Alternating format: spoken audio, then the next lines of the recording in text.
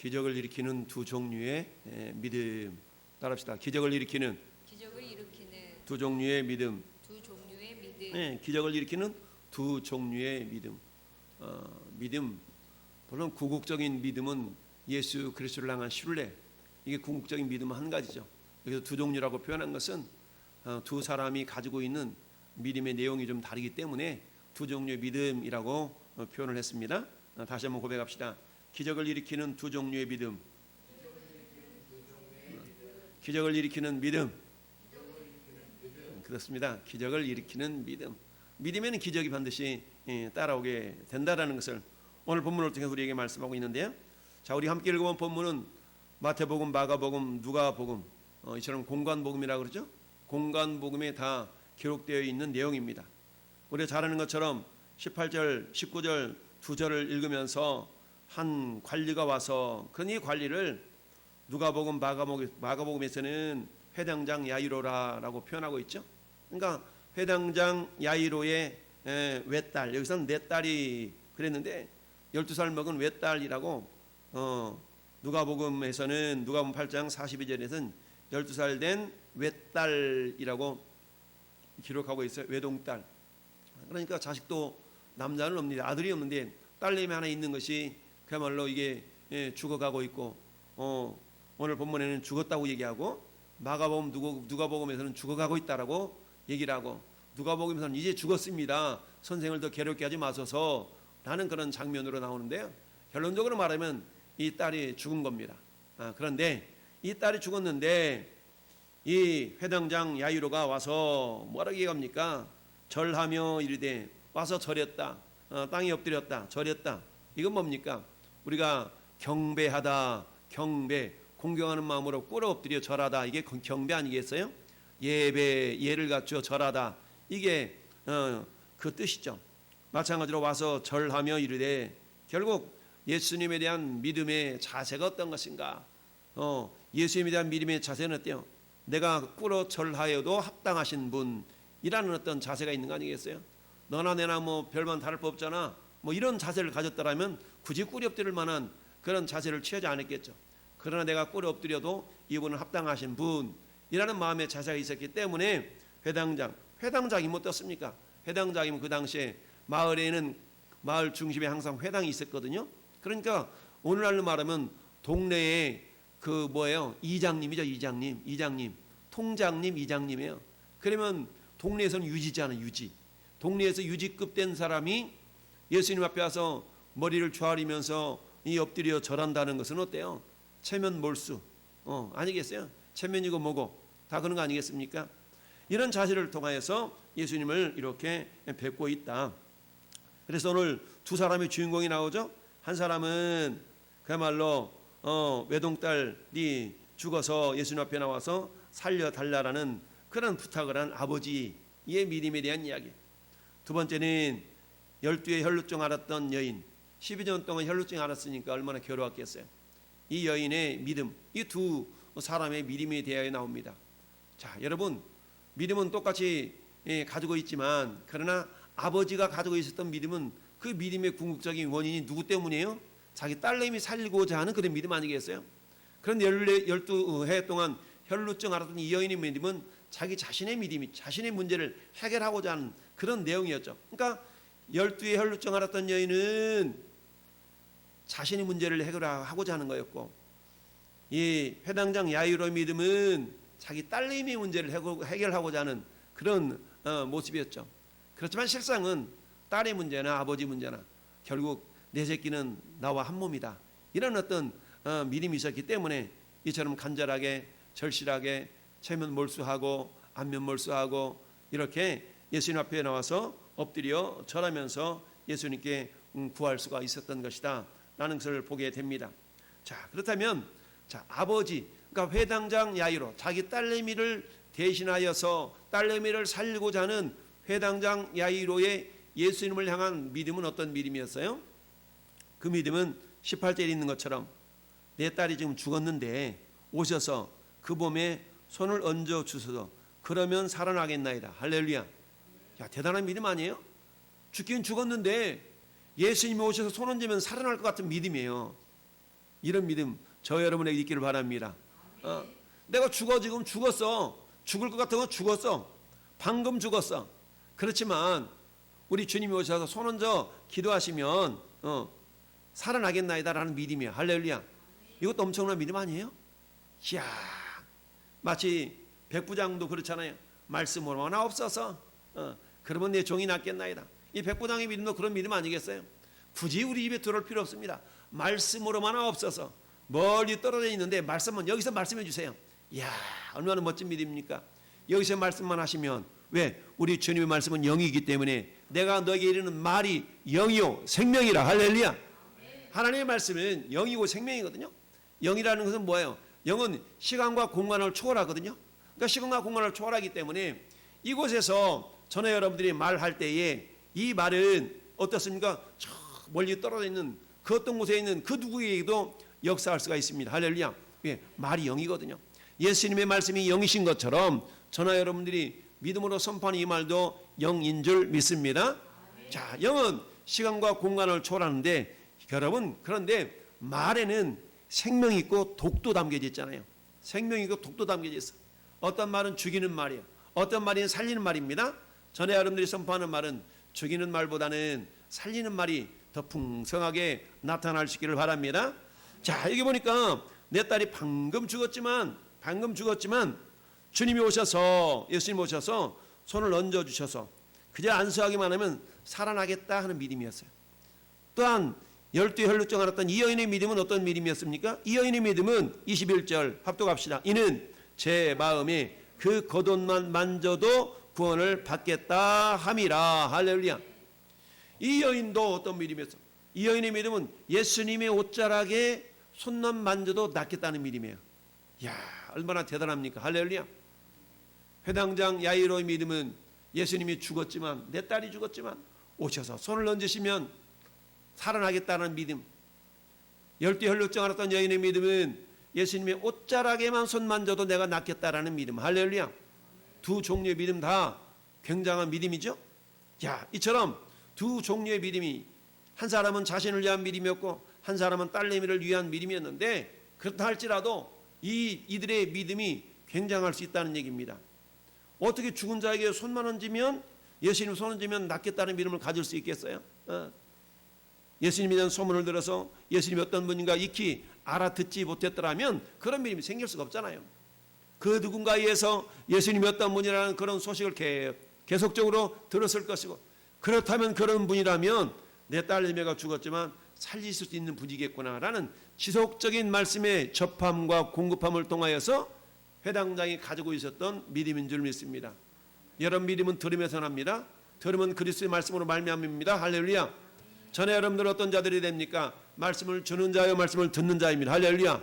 말씀을 들어서 내가 먼저 믿음이 생기고 내가 생긴 그 믿음을 또 전해주는 자가 되어져서 믿음을 전달하는 자. 할렐루야. 고백합시다. 믿음을 전달하는 자. 그렇습니다. 믿음을 전달하는 자요 믿음을 공급하는 자가 되어질 수 있기를 바랍니다. 여러분, 이 12해 동안 혈증 앓았던 이 여인은 어때요? 마가복음에서 뭐라고 말씀하고 있습니까? 가진 걸 다 허비했다고 그랬거든요. 이 병원 저 병원 다 찾아다니면서 정말 용하다는 그 의원을 다 찾아갔지만 치료가 안 됐어요. 그러니 어땠어요? 이 의원 찾아갈 때마다 진료비 얼마를 줘야 되겠고 그렇지 않았겠어요? 가진 것을 다 허비했다라고 마가복음에서는 말씀하고 있어요.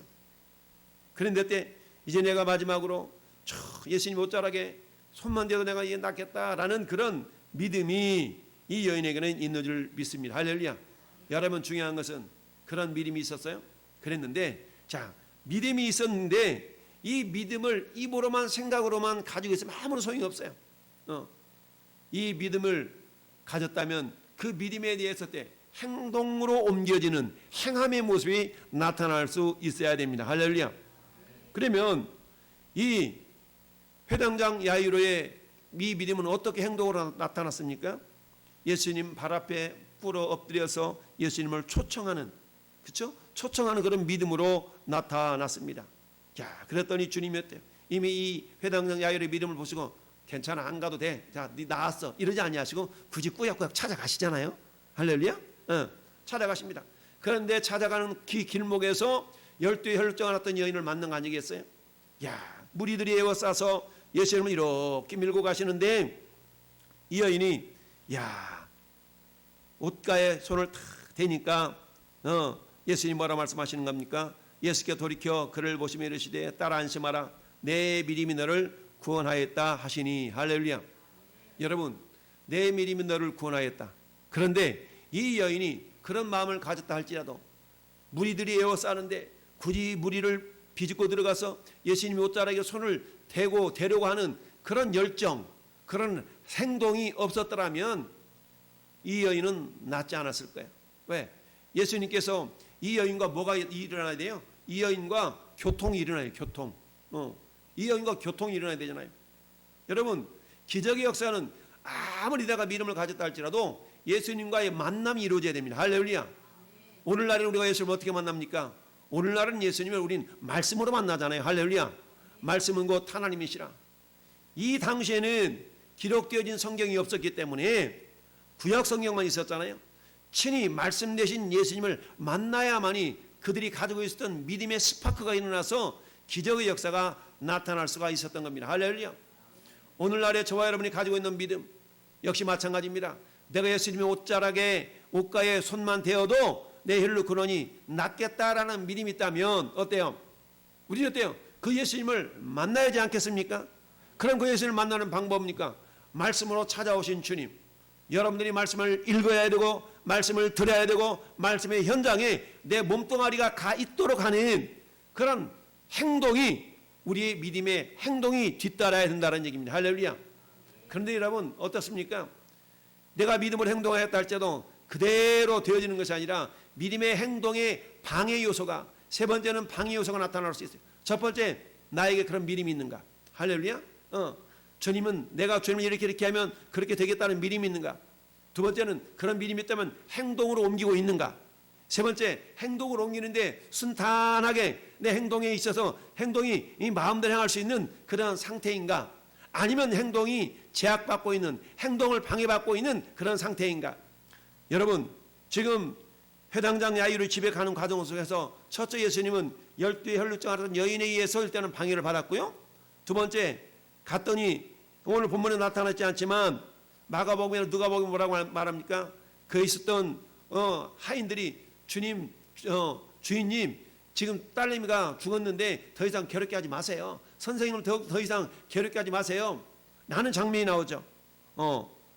그러면서 그러니까 예수님이 23절에 그렇게 말씀하시죠. 그 관리집에 가서 피리 부는 자들과, 왜 피리 불어요? 죽었으니까 피리 부는 겁니다.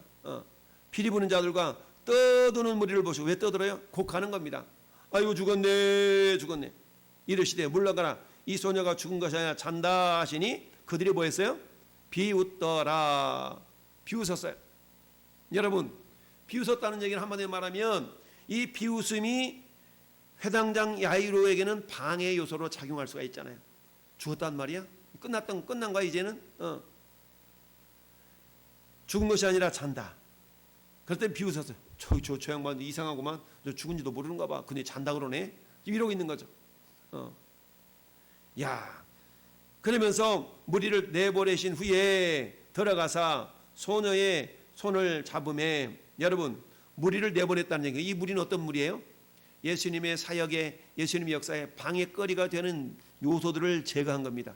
그리고 제자들과 요 회당장만 데리고 집에 들어가서, 방에 들어가서 소녀를 향해서 뭐라고 말씀하고 있습니까? 이 소녀를 향해서 본문 나타나지 않지만 따라합시다. 달리다 굼. 소녀야 일어나라. 달리다 굼. 이 쿰이라는 말은 쿰이라는 말은 일어나다. 쿰 일어나라 이거거든요. 달리다라는 말은 어린 소녀라는 뜻이에요. 그러니까 달리다 굼. 할렐루야. 따라서 굼. 누구를 보면 쿰 하세요. 쿰. 일어나라. 딱 이런 쿰. 달리다 굼. 소녀야 일어나라. 그랬더니 일어나서 앉았다. 살아났다는 거 아니겠습니까? 할렐루야. 자, 회당장 야이로의 믿음 어떤 믿음이었습니까? 예수님 무릎 앞에, 발 앞에 엎드려서 꿇어서 당신이 내 딸내미가 죽었는데 오셔서 손만 얹으면 살아나겠다라는 그런 믿음이었죠. 할렐루야. 그런데 그 믿음을 이제 실행에 옮기기 위해서 예수님을 찾았고 예수님께 부탁을 드렸어요. 그런데 예수님이 가는 동에서 가는 과정 속에서 12의 혈루증 여인 때문에 지체가 되었어요. 집에 도착했더니 죽었다고 그러네. 야, 그럼 어때? 피리도 불고 많은 무리들 곡도하고 이러니까 어때요? 그 분위기를 보면서 이거 안 되나 보다. 나는 마음도 가졌겠지만 예수님은 어때요? 그런 방해 요소들을 다 무리를 내보낸 후에 회당장 야이로를 데리시고 함께 방에 들어갔어요. 제자들과 들어갔습니다. 이 사람은 어떤 사람이면 예수님의 믿음을 북돋아 줄 수 있는, 예수님의 믿음을 방해거리가 되지 않는 그런 사람들과 함께 주님이 동행했다는 얘기입니다. 할렐루야. 그리고 어때요? 소녀를 향해서 소녀야 일어나라, 달리라 굼 하고 외쳤더니 소녀가 일어났다. 할렐루야. 여러분, 여기서 뭡니까? 아버지의 믿음 때문에 딸내미가 살아난 거잖아요. 우리 잘 아는 마태복음 9장 요 앞절 봅시다.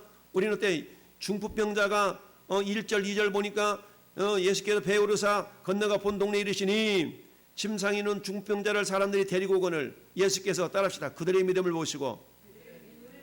그렇죠? 중풍병자를 고쳐준 사건은 그들의 믿음을 보시고, 물론 이 그들 속에는 중풍병자도 포함이 되겠죠. 중풍병자가 스스로 가지 못하니까 여보게들 제발 나를 좀 띠매다 주게나, 제발 나를 띠매다 주게나 이러지 않았겠어요? 그 4명 침상 4구퉁이에 한 사람이 들고서 아이고 간다고 무슨 일 있겠어? 아이고 간다고 무슨 일 있겠어? 이런 마음을 가지고 갔더라면 치료가 되지 않을 수 있었겠죠. 그러나 어때요? 그들도 맞아, 한번 예수님한테 한번 가보게나, 한번 가시보게나 라고 하면서 이 사람들을 끌고 예수님 앞에 데리고 간 거 아니겠어요? 야, 그러면서 그들의 믿음을 보시고 중풍병자가 살아났다. 자, 아버지의 믿음 때문에 12살 먹은 외딸내미가 살아났어요. 두 번째, 20절부터 21절 사이에는 이는 제 마음에 겉옷만 만져도 구원을 얻겠다 함이라. 22절까지죠. 그랬더니 예수님께서 보시며 이르시되 따라 안심하라, 내 믿음이 너를 구원하였다. 할렐루야.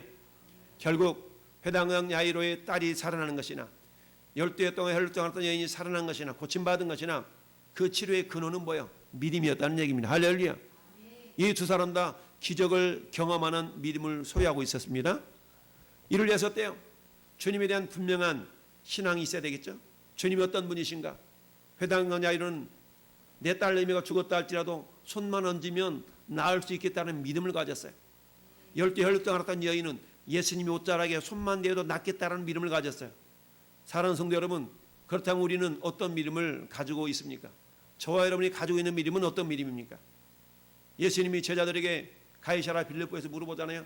얘들아 사람들이 나를 누구라고 그러더니 예 주님, 어떤 사람은 엘리야라고 하기도 하고요, 세례 요한이라고 하기도 하고요, 선지자 중에 한 사람이라 합디다.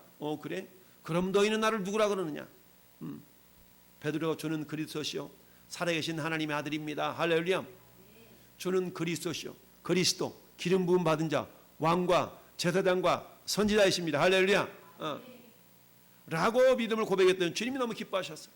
바요나 시몬아 네가 복이 있도다. 내가 내 교회를 이 반석 위에 세우리니 음부의 권세가 이기지 못하리라. 할렐루야.